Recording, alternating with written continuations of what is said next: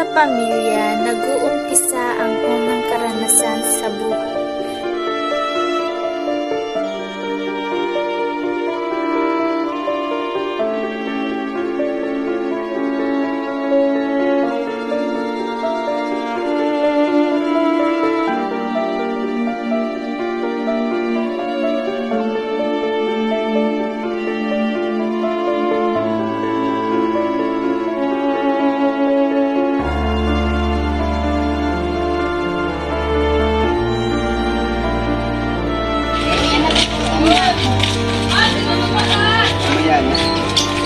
Kahit gutom na gutom, pinagpatuloy pa rin ang paghanap buhay ng mga bata. Nay, nabinito na po ba? Malis na kayo dito! Pinamalas ako. Talo naman.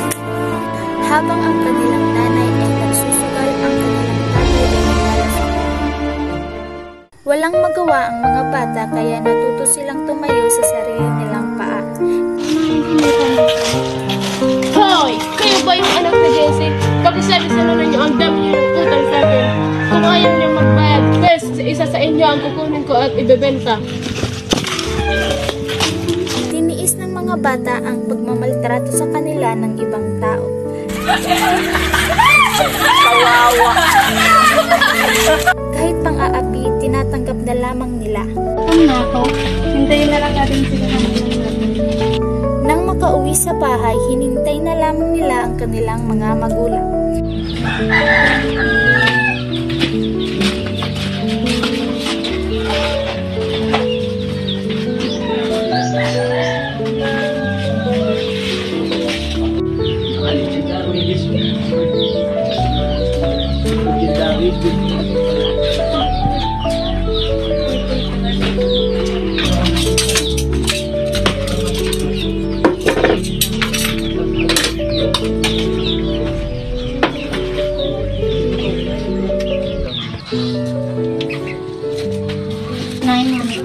O, nasa yung kinita nyo?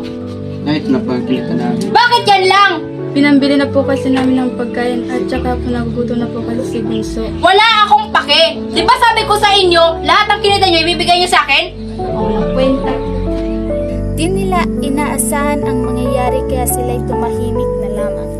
Doon ka na sa labas, pre. Ano po, tay? Oh, ba't walang nakain pagkain dito? Tay, kinuha na po kasi lahat ni nanay. Nasaan na naman yung nanay nyo? Masasigaran po. Isip yan. Dahil sa bisyo ng kanilang nanay at tatay, sila'y nabaon sa utang. Hoy! Nasaan na yung nanay niyong sugarol? Sabihin niyo sa kanya magbayad na siya ng utang niya. Pagbalik ko, dapat dito na yung bayad niya sa akin. Paano na tayo ngayon? Dumaskarte na lang tayo. Oh, nawalan pa tayo ng kuryente. Sugal ka ng sugal. Nang ka nang inom! Oh, ba't wala ng kuryente dito? Hindi pa po kasi tayo nakabad ng kuryente natin. Tsaka pumunta po pala dito si Aling Kayla na ninila ng utang at upa natin. Oh, tingnan mo. Baon na tayo sa utang. Kasalanan ko? Oo. Hindi ba kayo nagtataka? Bakit parang hindi nag-aaral ang kanilang mga anak? Di ba sabi ko sa inyo, huwag na kayo pumapasok sa school? Anong ginagawa niyo dito? Nay, gusto lang po namin mag-aral at matuto. Ngunit sa hindi nila inaasahan, kahit sa pag-aaral ang kanilang magulang ay humahadlang. Nay, bitawan mo sa atin! Ika dito, mupo kayo! Nay, ano na naman yan? Nag-aaral sila! Di ba sabi ko, huwag na silang mag-aral at gayahin ka para may bigyan silang pera sa akin? Bakit pa kasi pumapasok sa eskwelahan? Ano na naman yan? Pumasok na naman sila sa paralan? Oh, ba't kasi kayo pumapasok sa paralan? Hindi na nabigyan ng karapatan ang mga bata upang makapag-aral.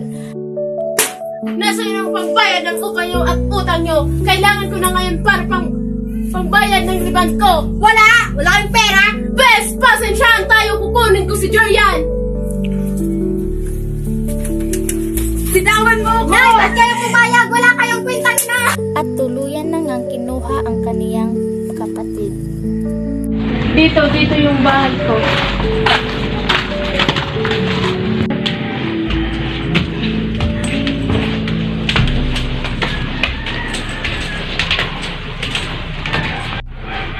Dito ang kwarto mo, dito ka matutulog. Paano na sila nanay, tatay at mga kapatid ko?